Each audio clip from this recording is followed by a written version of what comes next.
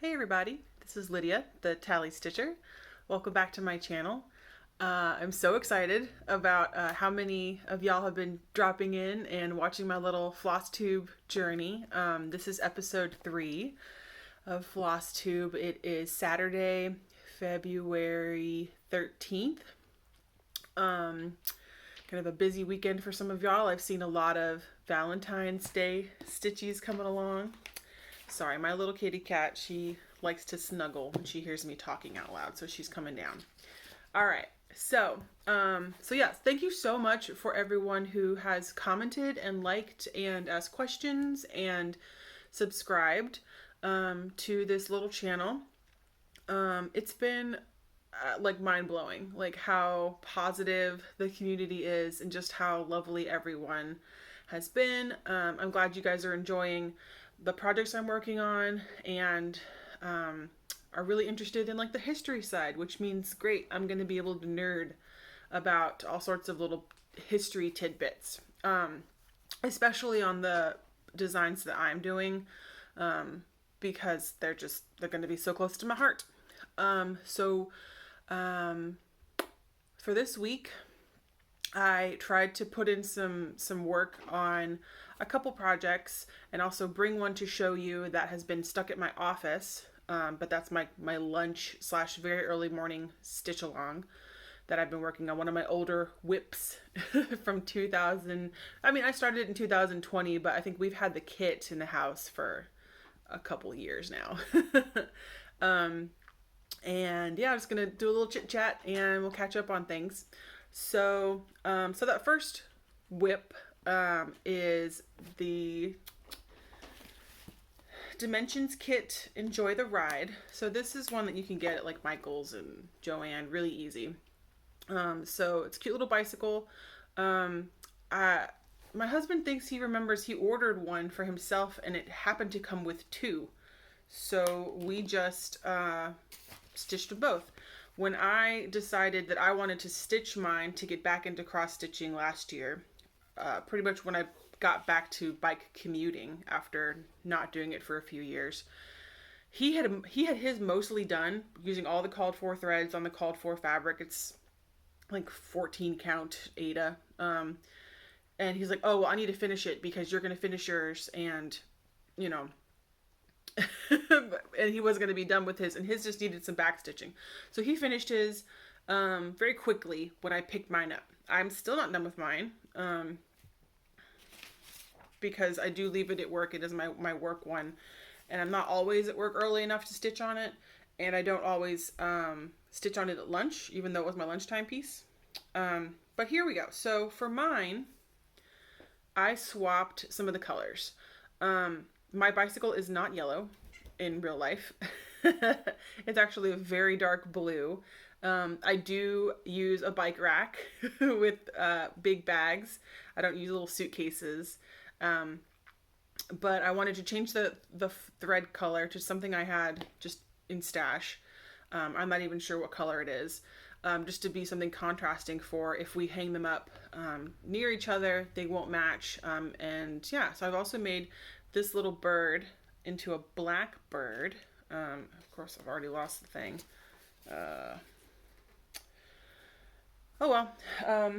So this was like a blackbird. So I made him into a little cardinal because I like cardinals. He still needs a beak and feet, but he'll be good. So I'm working on the front wheels spokes here. I don't know why my wheels got so wonky. My husband said his got wonky too, so I'm probably going to come back in here and like fluff that out. Otherwise it looks like it has a flat. And then we've got spokes to add. And the next big thing up here is a basket full of flowers. And then there's the whole thing is backstitched, which I'm not convinced I'm going to want to do as a part of my finish. And I'm also contemplating changing the enjoy the ride part to something else.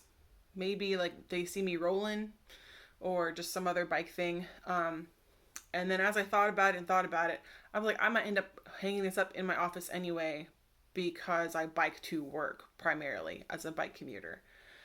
Yeah, so that when I started sometime last year, maybe September, October-ish. And that's my February finish project. So in the Sunshine State Stitchers Facebook group that I'm in, they've tasked February to be a finish February. So people enter their projects, the ones that they want to finish. So that'll be one. And then I also entered in my own design, which I'll show you in just a little bit. So the other bit that I wanted to get some progress on is the Modern Folk Embroidery Stitch Along for 2021. I think it's called Basket of Plenty, Fruits of Plenty. Lots of people are doing this one in all sorts of colorways. The different ways you can adapt these sort of projects just amazes me on just how amazing they look. It's usually amazing all the time. I'm left speechless sometimes by the colorways that people choose, like the palettes that they go with, and I love it. I love following the tag on Instagram. I love when it pops up on Flosstube, people working on it, because you can make it so customizable to your personality and to, I guess, your house or wherever you're going to hang it, or just whatever you feel like doing. Like if you wanted to stitch completely from stash, you totally could. If you wanted to use variegated threads, fine. Or, do the monochrome version. So Jacob at Modern Folk Embroidery, he designed this one to be done either as monochromatic or duochromatic. So I'm doing it with two colors, duochromatic. And I'm working on February's page. So I did finish January's page in January, and I'm trying to stay up on it. So I don't have any other year-long stitch-alongs that I'm participating in yet. So this is the progress that I've made on mine. I did switch cameras. That way you guys can start seeing just better quality video and more and truer colors to the projects. Because I noticed with the webcam laptop thing, it just wasn't cutting it. So we are doing this the correct way. So this is this page that I'm working on, and the bulk of the progress that I did was down here in these inverted negative space bits, which I love about this project. I am like obsessed. I love seeing the shapes come through because of the negative space. It's amazing.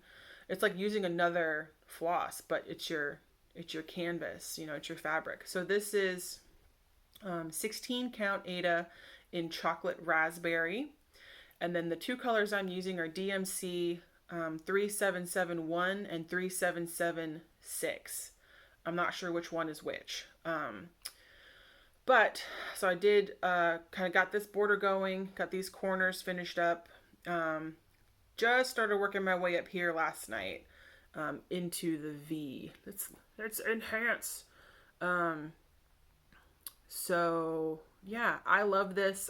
Once I got the page printed out and got back to stitching on this after not having stitched on it for 10 or 11 days because I'd finished it, I was like, oh my god, I miss this so much, because I love it. My needle minder says it's actually got needles on it currently.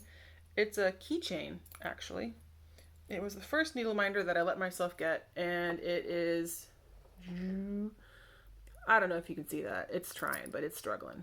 Anyway, it says the queen of unfinished projects because I'm honest with myself. I know who I am. And I don't remember the Etsy shop right now, but I will put it in the description for the video.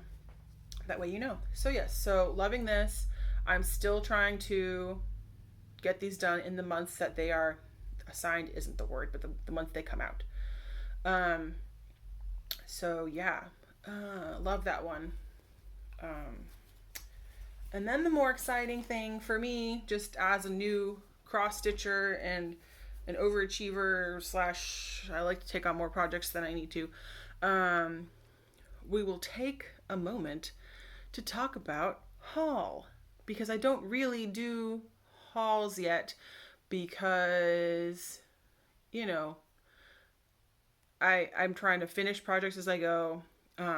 We're not currently building up our stash at the house, although we try to behave. But I had to run out to Joann's Super Bowl Sunday. I don't know if any of y'all were watching, but I don't at all. So I was quite happy to run to Joann's 5:30 on a Sunday, because as I was stitching my design, the Ka Design Ringling Museum that I've shown y'all in videos past, I had gotten most of the kind of the windows put in, a lot of the foliage, and this is on the first page. I'm trying to see how the colors, if they all play together.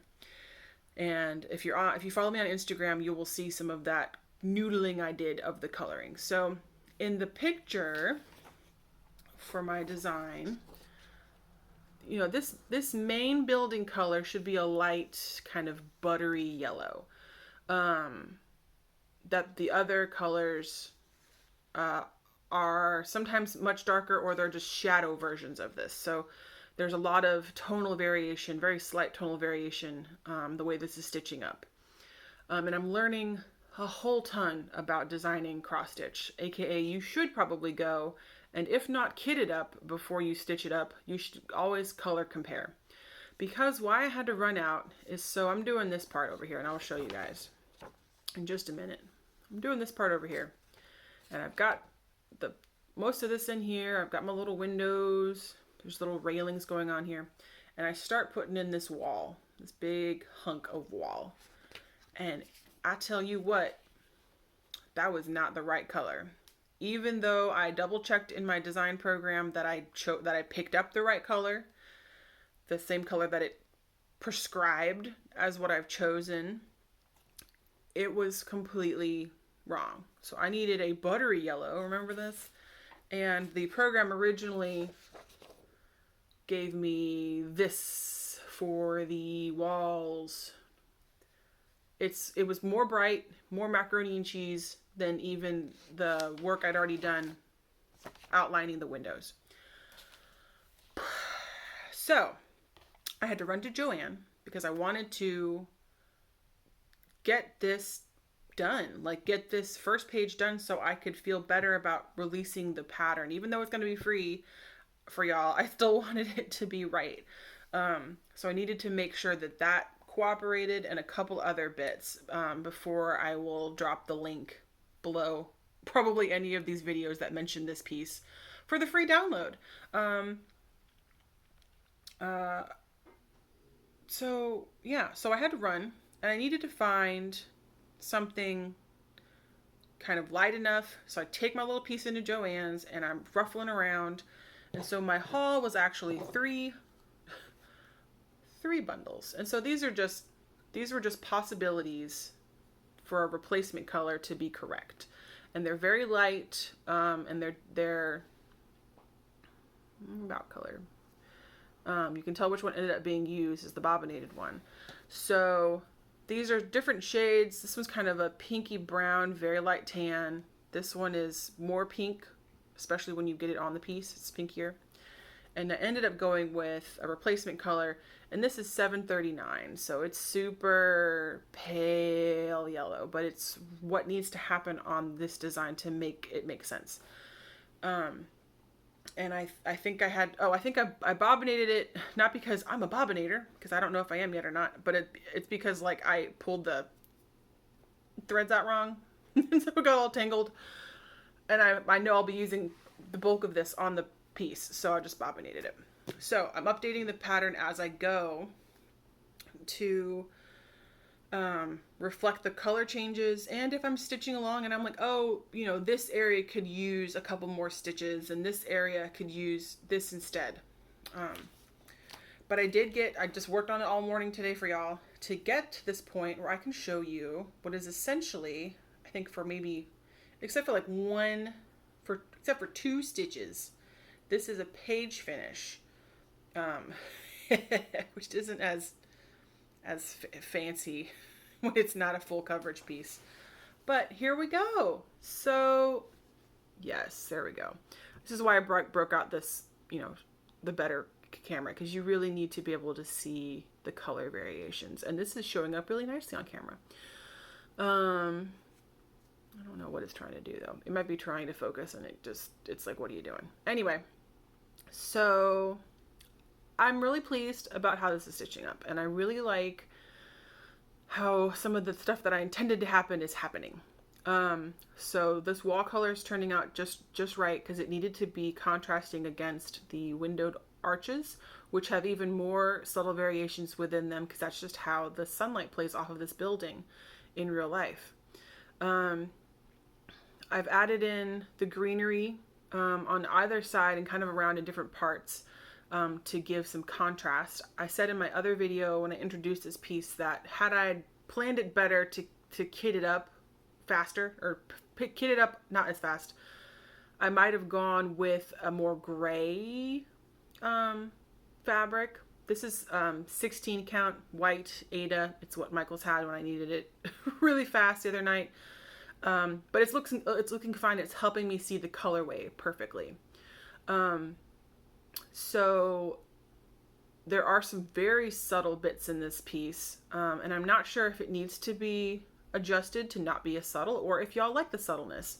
Please comment below if you like the way this is coming together. If you think this is, looking good. So I really wanted to get this stitched up so I could show you guys how the window panes come together. So if you visit this building, remember this is the Ka Design. This is the Ringling Museum's main building in Sarasota, Florida.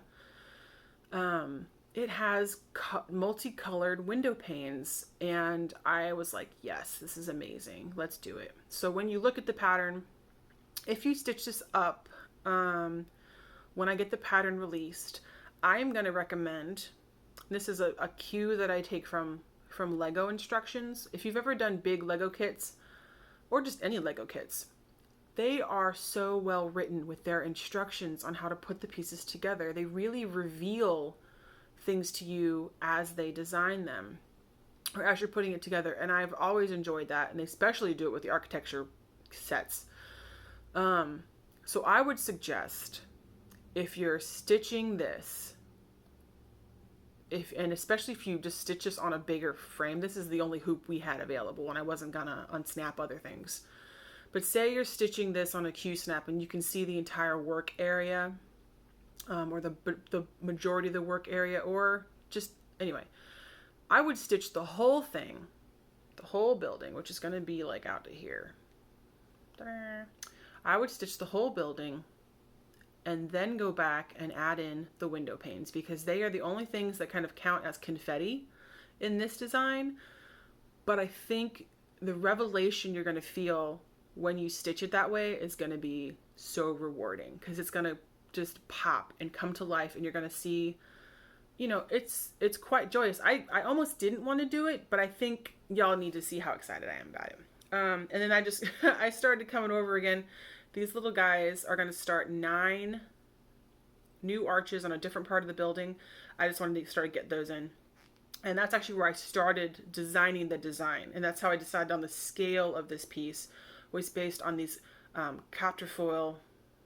I can't speak French, but they mean 4 flower windows. I started with this as the scale, and that's how the building got built out. So a little bit of my design practice. Anyway, so now that I've got that first page done and I can see how the colors are shaping up, I feel good about it. I feel so great to share it with y'all. It also means that I didn't work on hardly anything else this week. I still have my clay class Monday nights, so I barely stitch on Monday nights. Tonight, we're actually going to be celebrating a friend's birthday, so we won't be doing any Saturday night stitchings, which could be fun. And then tomorrow is Valentine's Day, and my husband and I don't ever really plan anything, and Sunday is usually laundry day, for real. So I don't know how much stitching we're gonna do tomorrow, or how much progress, but that's fine. I don't have anything else kitted up yet. I'm still waiting for my fabric to come for my Mirabilia, as well as a needle minder that I bought for it, but I think it's somewhere lost in Kentucky, which is unfortunate. I had thought that if, for whatever reason, my Mirabilia stuff isn't all here by my birthday in March, I might quickly kit up Desert Dawn by Carolyn Mannings as my birthday start. But I've also been doing something very dangerous, when you start adding to your Amazon wish list. And I've been looking at the Thea Governor bits. Now, lots of folks I've noticed on Flosstube are doing London, her skyline of London. We especially like it on the black fabric choices. So whenever we see that one come out, we're always just like, ooh, ah.